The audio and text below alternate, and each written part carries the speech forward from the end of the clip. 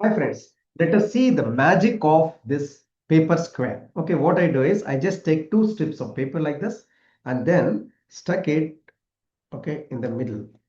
Okay, see, I just take this paper, I just stick it exactly in the middle like this and make a plus mark. Okay, once if you have done this, what I do, I just take this, okay, this way and just stick this. See here, I've just taken this and I kept it this way and just stick this. Okay, one side is over. Same thing on the other side. I just fold it and stick it.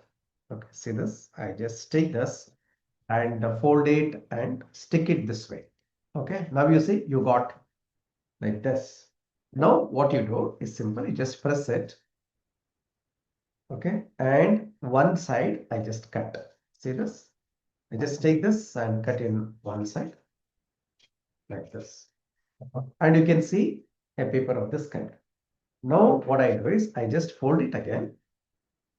Okay, I just fold it in the opposite direction this way. Okay, and cut the paper. Okay, fold it again this way. Okay, and cut the paper straight. See this? I just fold it like this. Again in the gap, I put it this way. Okay, and cut it.